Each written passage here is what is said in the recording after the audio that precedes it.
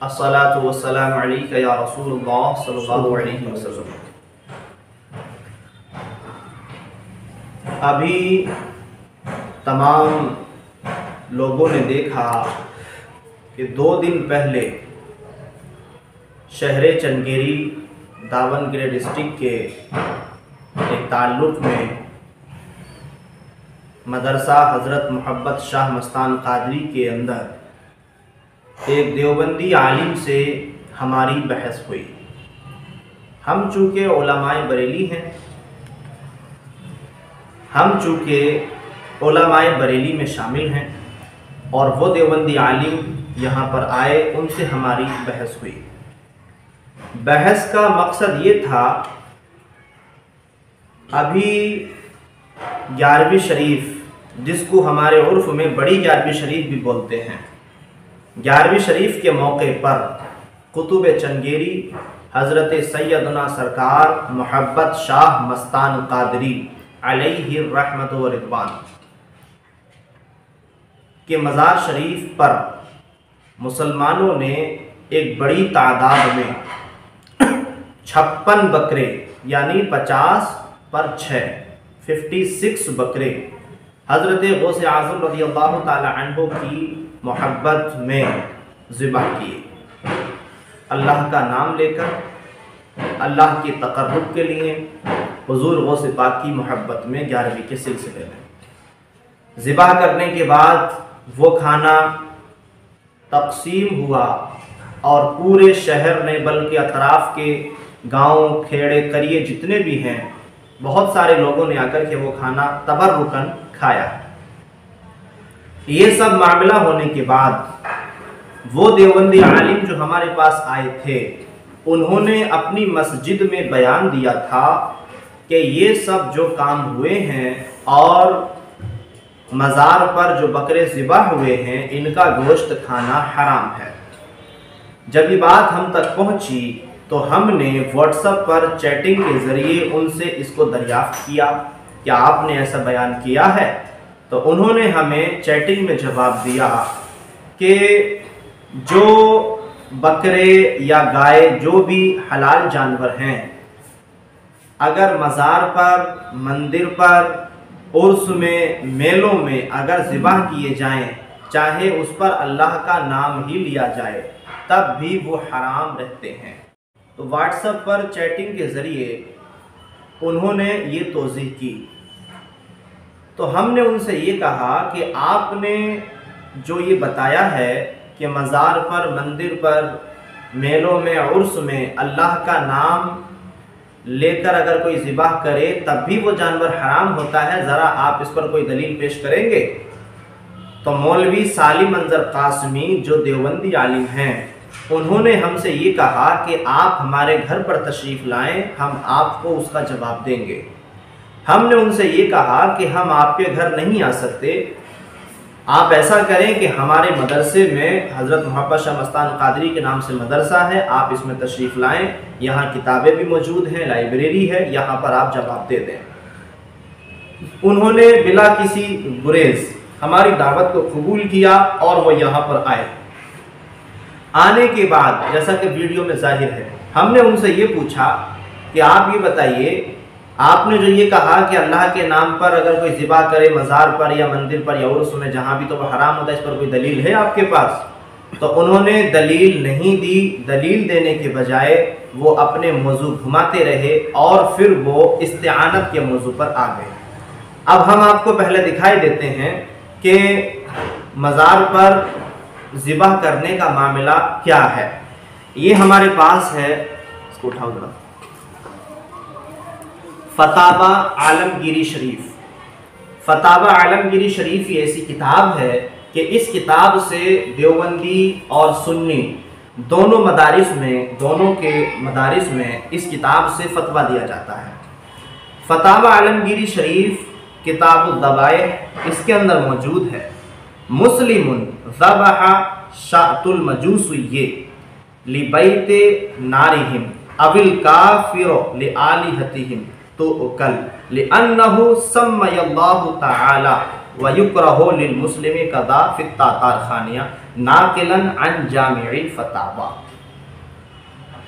फतावा आलमगीरी शरीफ के अंदर है कि अगर कोई मुसलमान कोई बकरी काफिर की ज़िबाह करे, यानी अगर किसी काफिर ने कोई बकरा अपने बुतों के नाम से पाल रखा है मंदिर में ज़िबाह करने के लिए, और मुसलमान ने उस बकरे को बिस्मिल्लाह पढ़कर ज़िबाह कर दिया, ये इसके अंदर मसला मौजूद है कि अगर किसी काफिर ने अपने माबूदों के लिए वो बकरा रखा हुआ था या मजूसी ने रखा हुआ था और मुसलमान ने अल्लाह का नाम लेकर के उस बकरे को ज़िबाह कर दिया, तो उसका गोश्त खाना हलाल है, क्योंकि वो चाहे किसी के भी नाम से पल रहा था लेकिन ज़िबाह के वक्त उस पर जो नाम लिया गया वो अल्लाह का है, इस बुनियाद पर उसको खाना जायज़ है। तो आप मुझे ये बताइए सुनने वाले हजरात, जो बकरा या गाय मंदिरों के नाम पर पले और अल्लाह का नाम लेकर उसको ज़िबाह करने पर वो जब वो हलाल हो सकता है, तो गौसे पाक के नाम पर पलने वाली गाय या बकरा अल्लाह के नाम पर अगर हलाल किया जाए, ज़िबाह किया जाए, तो वो हमारे लिए खाना जायज़ क्यों नहीं हो सकता है।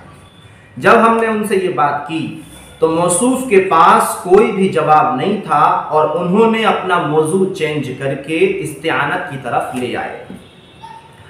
ये सिर्फ एक किताब दिखा रहे हैं हम, ये तो सिर्फ एक किताब है, हमारे पास इतनी सारी कुतुब फ़िक़्ह मौजूद हैं, कुतुब तफसीर मौजूद हैं, इसमें सब में यही मसला मौजूद है, क्योंकि पहला या बाद में होना कोई मदारे हलाल और हराम नहीं है। जानवर का हलाल होना और हराम होना इसका मदार बिस्मिल्लाहि अल्लाहु अकबर पे है। अगर किसी ने बिस्मिल्लाहि अल्लाहु अकबर पढ़कर के ज़िबाह किया तो वो हलाल हो जाएगा। जब वो इस्तिआनत की तरफ आए तो हमने उनसे ये कहा कि आप ये बताइए, आपके नज़दीक गैरुल्लाह से मदद मांगना, उनको अल्लाह का बंदा समझकर आपके नज़दीक क्या मसला है। तो मौसूफ पहले तो मसला नहीं बता रहे थे, अपना अकीदा नहीं बता रहे थे, फिर बाद में उन्होंने कहा कि गैरुल्लाह से अल्लाह का बंदा समझकर मदद मांगना मा फौकुल असबाब ये हराम है, उन्होंने हराम कहा। हमने उनसे ये कहा कि आप कोई दलील दे दें, कोई कुरान की आयत पढ़ें, हदीस पढ़ें, कहीं इजमा या क़ियास से साबित करें। तो उन्होंने कुरान मजीद की आयत पढ़ी वल्लज़ीना यदऊना मिन दूनिल्लाह, तो इससे वो साबित कर रहे थे। मैंने कहा कि इसमें मिन दूनिल्लाह का लफ्ज़ मौजूद है, आप गैरुल्लाह की बात कर रहे हैं, क्योंकि बात क्या थी गैरुल्लाह की, और आप मिन दूनिल्लाह का लफ्ज़ पेश कर रहे हैं, लिहाजा हमें कुरान पाक की आयत से आप गैरुल्लाह ही बताएं। तो मौसूफ ने कहा कि मिन दूनिल्लाह का माना गैरुल्लाह ही होता है। हमने कहा कि अगर मिन दूनिल्लाह का माना गैरुल्लाह होता है तो मुफस्सिरीन ने तो मिन दूनिल्लाह से मुराद असनाम लिया है, बुत लिए हैं, और ये आयत जो आप पढ़ रहे हैं ये बुतों के लिए नाजिल हुई है, जो काफिर लोग बुतों को पुकारते थे, उनकी इबादतें करते थे।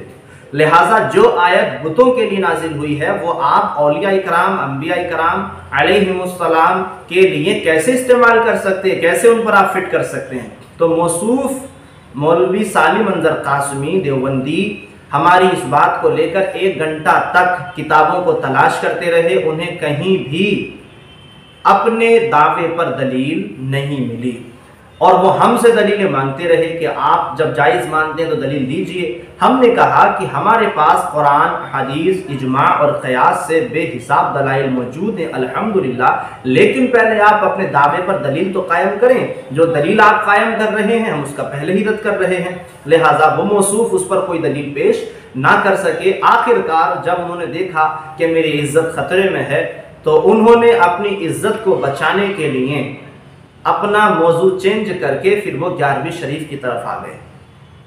अब जब वो 11वीं शरीफ की तरफ आए तो उन्होंने कहा कि 11वीं शरीफ बिदअत है, कुरान और हदीस में 11वीं का कहीं जिक्र नहीं है। हमने कहा कि कुरान और हदीस में उस चीज़ का जिक्र है जो उस ज़माने में थी। गौसे पाक रज़ियल्लाहु ताला अन्हु तो खुद ही हुजूर के 400 साल के बाद दुनिया में तशरीफ़ लाए हैं, तो उनका जिक्र कैसे हो सकता है। तो उन्होंने कहा कि हम नहीं मानते। हमने उनसे ये कहा कि अगर आप नहीं मानते तो मस्जिदों पे मीनार, मस्जिदों के अंदर घड़ी, घंटे जिसमें टाइम देखा जाता है, ये भी कुरान और हदीस में नहीं है, तो आप इनको क्यों मानते हैं। बहरहाल वो इस पर भी खामोश रहे और कोई जवाब ना दे पाए।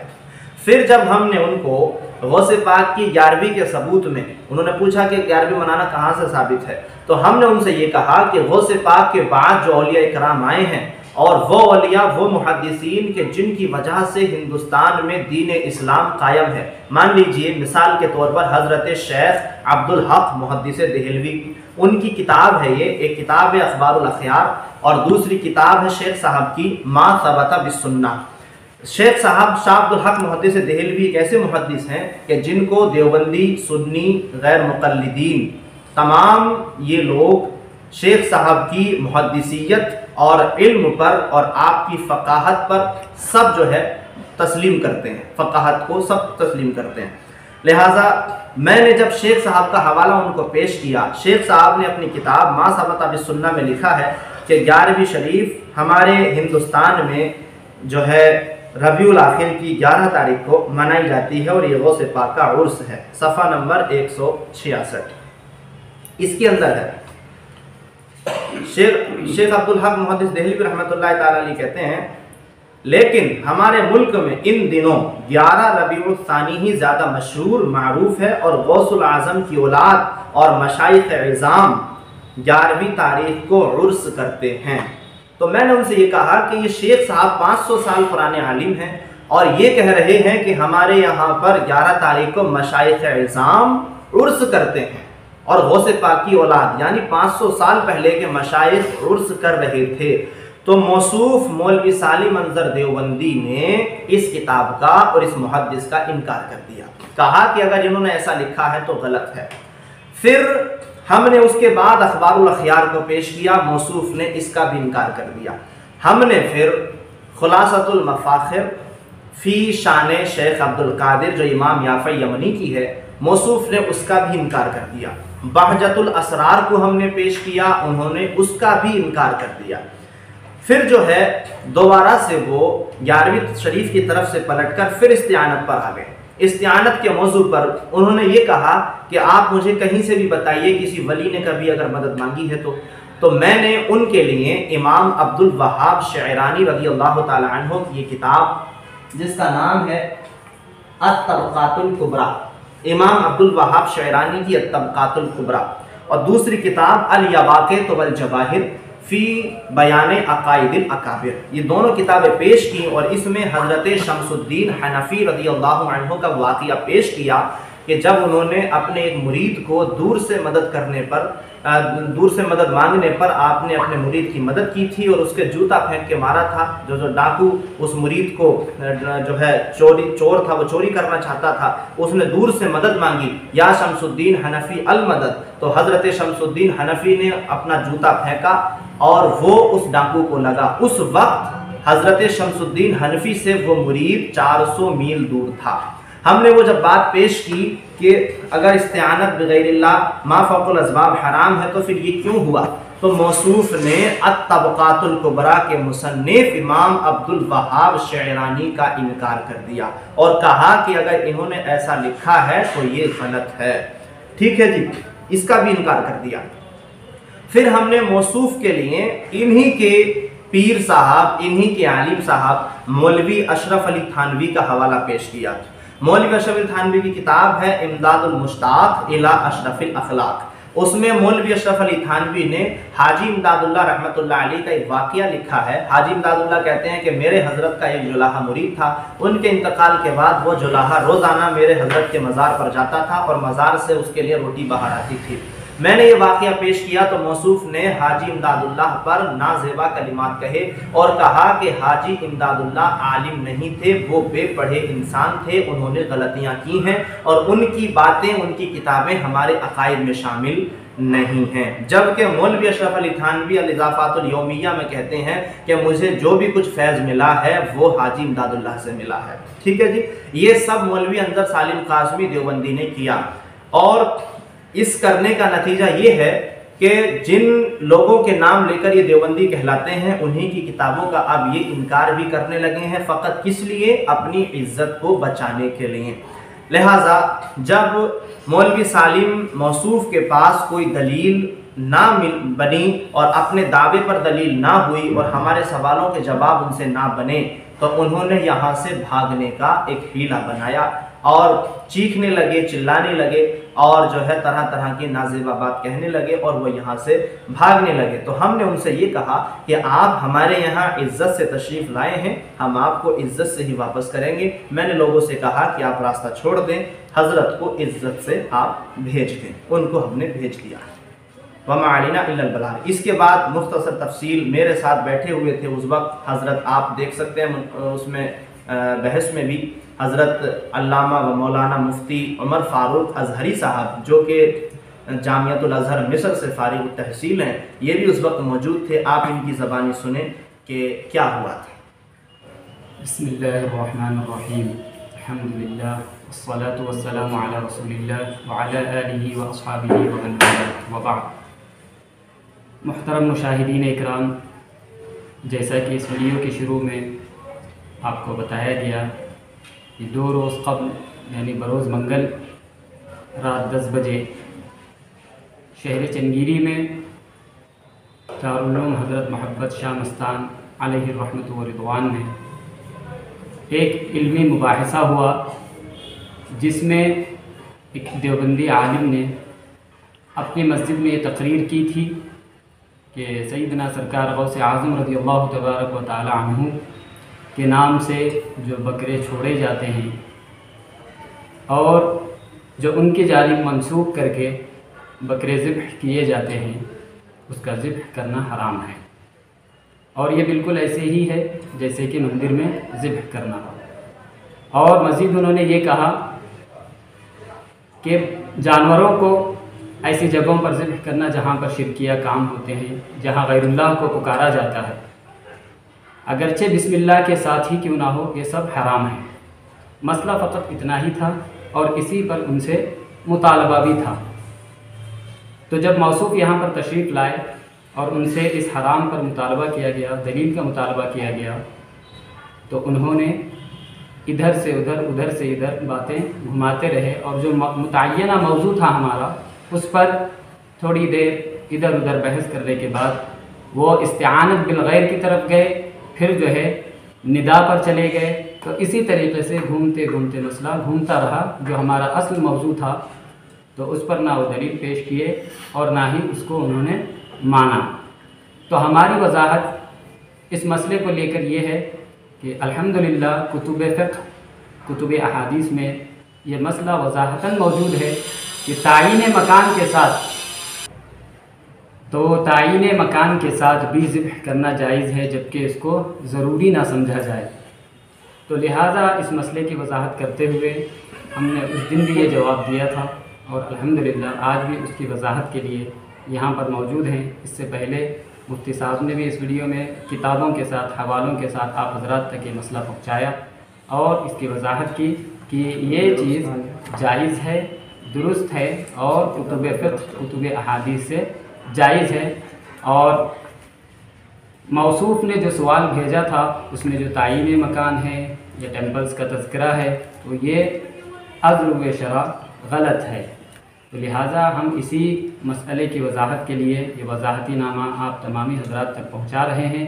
فقط یہ ایک علمی مباحثہ تھا، علمی مذاکرہ تھا، لہٰذا اس سے ہمارا مقصود کوئی انتشار نہیں تھا۔ جن لوگوں کو اللہ رب العزت ہدایت دے وہ اس سے استفادہ کر سکتے ہیں۔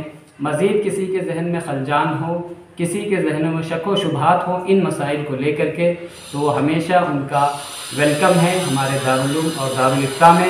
آپ آئیں اور اس کی وضاحت چاہیں تو ہم کتابوں کی روشنی میں آپ کو اس کا حوالہ بھی دیں گے اور پوری وضاحت اور پورا سیٹسفائڈ کریں گے آپ کو۔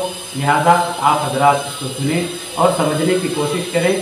اللہ رب العزت ہم سب کو ہدایت کی توفیق دے اور حق صراط المستقیم پر ہم سب کو چلنے کی توفیق عطا فرمائے۔ استغفر اللہ ربی من کل ذنب واتوب الیہ وما علینا الا البلاغ۔ پھر موصوف مولوی سالم دیوبندی نے جو کتاب لکھی تھی نظمات بے مثال، اس میں انہوں نے ایک شعر لکھا، نعرہ غوث و علی ہو یا جے بجرنگ بلی، رضویت ہے شرکیہ باتوں کے پھیلانے کا نام۔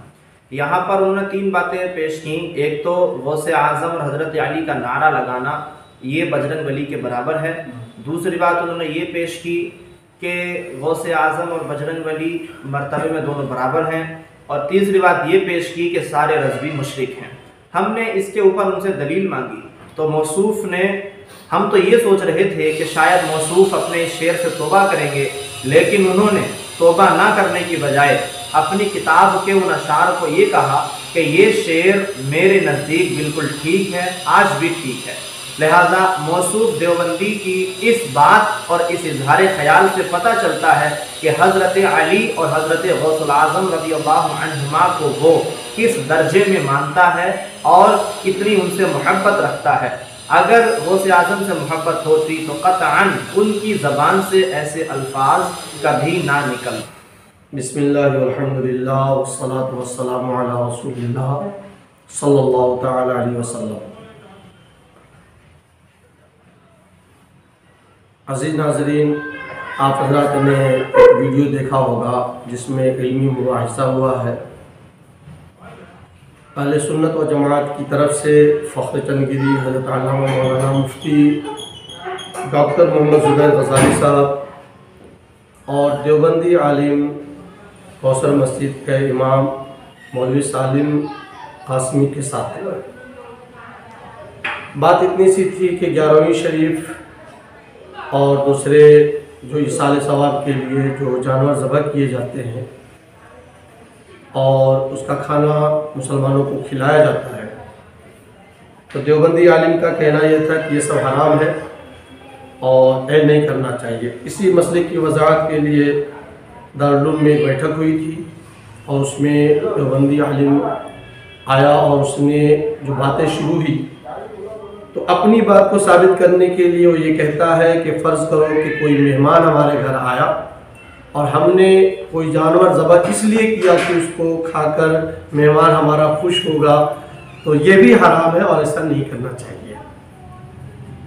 میں پوری دنیا میں سننے والے مسلمانوں سے، چاہے وہ علماء ہو چاہے عوام، وہ کسی بھی جماعت کے رہنے والے ہوں، میں یہ پوچھتا ہوں یہ بتائیں کہ ہر جگہ مہمان کی آمد پر، چاہے وہ شادی ہو، عقیقہ ہو، ولیمہ ہو، یا عام طور پہ جب مہمان آتے ہیں، کوئی خاص مہمان آتا ہے تو اپنی حیثیت کے مطابق مسلمان جانور ذبح کرتے ہیں، چاہے وہ مرغی ہی صحیح، اور اس وقت کسی کے بھی ذبح کرنے کا مقصد یہ نہیں ہوتا، نیت یہ نہیں ہوتی کہ اس جانور کے ذبح سے تقرب اللہ، یعنی اللہ تعالیٰ کا قرب حاصل کریں گے۔